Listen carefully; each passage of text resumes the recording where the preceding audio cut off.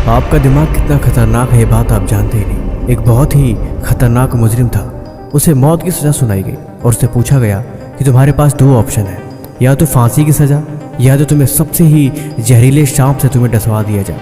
बताओ तुम किस तरीके से मरना पसंद करोगे। उसने सोचा कि फांसी की मौत घुटन वाली सज़ा से बेहतर है कि मैं किसी जहरीले सांप से डसवा लूँ और मेरी मौत हो जाए। कम से कम मुझे ज़्यादा तकलीफ तो नहीं होगी। उसे मारने की पूरी तैयारी करी गई। उसे बताया गया कि तुम्हें पता है, तुम्हें इस दुनिया के सबसे खतरनाक सांप से आज तुम्हें डसवाने वाले हैं, जिसके बाद तुम्हारी मौत हो जाएगी। उसके मुंह पे काला कपड़ा ढक दिया गया और अंधेरी कोठरी में उसे बंद कर दिया गया। ठीक आधे घंटे तक वो इंतज़ार करता रहा। उसका मन हर एक चीज़ के बारे में कल्पना कर रहा था कि सांप काटने के बाद कैसे उसकी तड़प होगी और वो कैसे मरेगा। लेकिन एक मज़ेदार बात पता है क्या थी? दरअसल वो वैज्ञानिकों के लैब में था, उसके ऊपर शोध चल रहे थे। उसे किसी जहरीले सांप से डसवाने की बजाय उसे दो नुकीले धारदार पिन चुभो दिए गए, जो सांप के नुकीले दांतों के समान तीखे थे। उनमें कोई भी जहर नहीं था। लेकिन हैरानी की बात तब हुई कि ठीक थोड़ी देर बाद वो आदमी की मौत हो गई। उसके पोस्टमार्टम में पता चला कि उसके पूरे शरीर में वैसे ही जहर फैल चुका है जैसे किसी सांप के काटने के मरने के बाद उसके शरीर में जहर फैलता है। आपका दिमाग बहुत खतरनाक है। इसे इमेजिनेशन और रियलिटी में कोई फ़र्क समझ नहीं आता। आप इसको जैसी बातें बताते हो, जैसी चीज़ें दिखाते हो, जैसी चीज़ सुनाते हो, ये वैसा ही ऑब्जर्व करके आपके साथ इम्प्लीमेंट कर देता है। आप दिन भर खुद को बोलते रहो कि आप बड़े कमज़ोर हो, नकारे हो, आप पढ़ने में बहुत कमज़ोर हो, आप कोई चीज़ समझ नहीं आ रही। ये ठीक आपके साथ वैसा ही खेल खेलेगा जैसे चीज़ें आपको और ज़्यादा बुरी लगने लगेगी। आपका पढ़ने का मन नहीं करता, काम करने की हिम्मत नहीं होती, सुबह उठा नहीं जाता, दिन भर आलस आता रहता है। आपको पता है कि काम कितना ज़रूरी है, बहुत इंपॉर्टेंट है, किसी भी कीमत पे आपको करना है, उसके बाद भी ये काम आपसे नहीं हो पाता। इसके पीछे का जिम्मेवार आप खुद हो। आप खुद अपने आप को बताते हो कि ये काम कोई खास इंपॉर्टेंट नहीं है, इसे बाद में भी करा जा सकता है। एग्ज़ाम के आखिरी घंटे वाली पढ़ाई कभी टलती क्यों नहीं है? क्यों आखिरी घर से निकलने तक और एग्ज़ाम शुरू होने के पहले तक आखिर किताब क्यों खुलती रहती है? दिमाग क्यों बार बार उन चीज़ों को रिपीट करता है और याद करने की कोशिश करता रहता है कि आप भूल ना जाओ? उस समय तो आप एक सेकंड के लिए बहाना नहीं बनाते कि यार थोड़ी देर रुक जाते हैं, कल पढ़ाई कर लेंगे, क्योंकि आपको पता है वो डेडलाइन है। डेडलाइन यानी उसके आगे आपको एक मिनट का भी टाइम नहीं मिलेगा। और ठीक वैसे ही होता है जब आपका एग्ज़ाम ख़त्म होने वाला होता है, उसके ठीक कुछ मिनट पहले आप तेज़ी से लिखना शुरू कर देते हो। आपका दिमाग, आपका हाथ, सब कुछ रफ्तार से चलते हैं, क्योंकि आपको पता होता है कि कुछ मिनट बचे हैं। अगर ये मिनट चले गए तो फिर दोबारा टाइम नहीं मिलेगा। जितना जी जान लगाना है, जितनी शक्ति लगाना है, बस लगा दो। जो कुछ भी दिमाग में आता है, जो कुछ भी याद है, सब कुछ उस पन्नों पे लिख दो, क्योंकि इसके बाद आपको मौका नहीं मिलेगा। ये सिचुएशन दिमाग में तभी क्रिएट होती है जब आपको पता हो कि डेडलाइन इसके आगे ख़त्म है। इसीलिए अपने आप को तैयार करो कि अब मैं अपने आप ही एक बात भी नहीं सुनूंगा और काम को टालने के बारे में तो बिल्कुल सोचूंगा भी नहीं। जब भी आपके मन में कोई ख्याल आए कि इस काम को अभी नहीं बाद में करेंगे, उसका सबसे बड़ा हल यही है कि आप तुरंत उस काम को करने लग जाओ। दिमाग को अपने आप के ऊपर हावी होने देने से पहले आप उस काम को करना शुरू कर दो। आप खुद देखोगे मात्र 5 सेकंड के अंदर वो चीज़ें आप इम्प्लीमेंट कर पाओगे। सुबह उठा नहीं जाता, आँख खुली, बस महसूस हुआ कि आप उठ चुके हो। 3 सेकंड के अंदर ही आप बिस्तर से उठ जाओ, खड़े हो जाओ।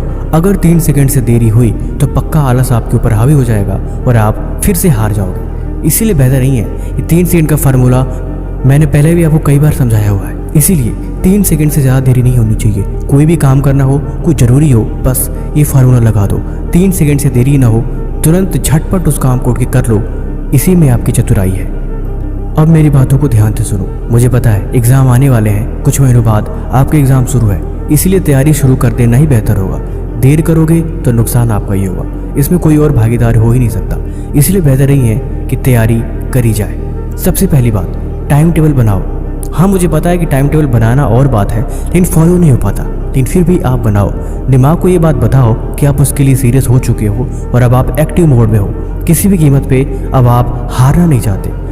और उस टाइम टेबल के ऊपर लिखो एक बार में सिर्फ एक काम और एक ही सब्जेक्ट। यानी बहुत सी चीज़ों के बारे में जब आप पढ़ने बैठोगे तो नहीं सोचोगे।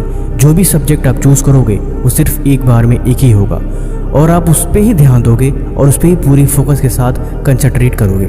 ये आपका पहला रूल होना चाहिए कि उसके अलावा आप किसी भी चीज़ के बारे में न दिमाग में ख्याल लाओगे और न ही विचार करोगे। कोई और सब्जेक्ट छूट रहा है, छूटने दो।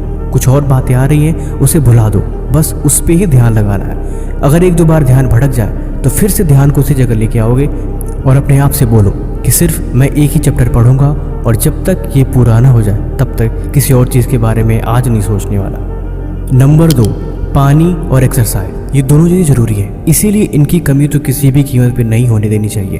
पानी आप कोशिश करो कि भरपूर मात्रा में पियो, खासकर पढ़ते टाइम, रिकॉल करते टाइम और चीज़ों को याद करते टाइम, क्योंकि जब आप पानी पियोगे तो बॉडी में डिहाइड्रेशन नहीं होगी, आप चीज़ों को बेहतर तरीके से रिकॉल कर पाओगे और आपका ब्रेन प्रॉपर उस चीज़ को याद रख पाएगा।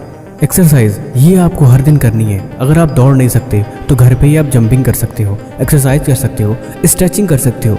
ये आपके मसल को स्ट्रेच करने के साथ आपको मेंटली भी फिट रखेगा। देखो, थोड़ी बहुत एक्सरसाइज कर लेने से दिमाग आपका एक्टिव हो जाता है, आप एनर्जी मोड में चले जाते हो, आपका पढ़ने का मन नहीं कर रहा, थोड़ी सी पुशअप करने के बाद थोड़ी स्ट्रेचिंग करो और दिमाग को एक्टिव रखो।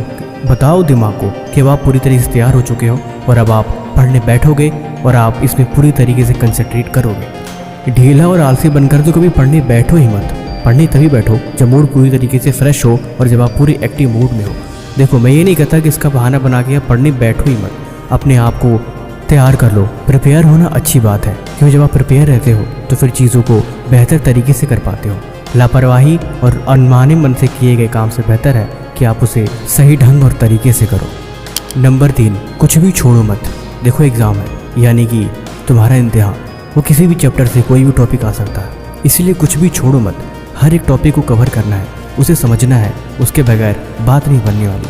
हो सकता है कुछ अनइम्पोर्टेंट लगे, लेकिन कई बार ऐसा होता है एग्ज़ाम में वही चीज़ आ जाती है जो आपने पढ़ा ही नहीं होता, इसीलिए उसे समझना ज़रूरी है।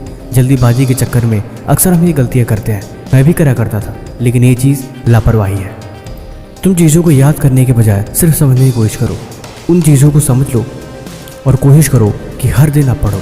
एक दिन का भी गैप नहीं होना चाहिए, थोड़ा ही सही, लेकिन जब हर दिन किताब खोलते हो तो आपके दिमाग को लगता है कि कुछ तो है जो बहुत इंपॉर्टेंट है और उस पर आपको प्रायोरिटी देनी पड़ेगी, इसीलिए वो किसी भी कीमत पर आपको एक्टिव रखने की कोशिश करता है। अगर आप 1-2 दिन की गैप ही रख लेते हो तो मन में फिर से वही आलस आ जाता है कि यार चल बाद में कर लेंगे, थोड़ा रुक के कर लेंगे, अभी नहीं, अभी तो बहुत टाइम पड़ा है। लेकिन हकीकत में कोई टाइम नहीं पड़ा होता और ये बातें एग्ज़ाम के आखिरी हफ्ते तक आती हैं और अंत में फिर आप भागे भागे हर चीज़ की तैयारी करने लग जाते हो, पढ़ने की, समझने की, याद करने की, लेकिन कुछ भी नहीं ऐसा हो पाता और अंत में सब कुछ बेकार। देखो, ये चीज़ें मजाक नहीं होती, इन चीज़ों पे सीरियस होना पड़ता है और आप सीरियस हो ये बात भी हर दिन खुद को याद दिलानी पड़ती है, इसके बगैर बात नहीं बनने वाली। इसीलिए जब एग्ज़ाम लेना ही है तो कोशिश करें कि इसमें पूरे जी जान लगा दिया जाए, हर तरीके से तैयारी करी जाए और जितना संभव हो सके खूब पढ़ा जाए, खूब चीज़ों को समझा जाए और अच्छे से उसकी प्रिपरेशन की जाए। बाकी ये वीडियो आपको कैसे लगी आप हमें कमेंट बॉक्स में ज़रूर बताना और किसी भी तरह का सवाल है तो आप अभी हमसे पूछ लें। तब तक मिलते हैं हम आपसे ऐसे और मज़ेदार वीडियो के साथ अगले दिन। धन्यवाद।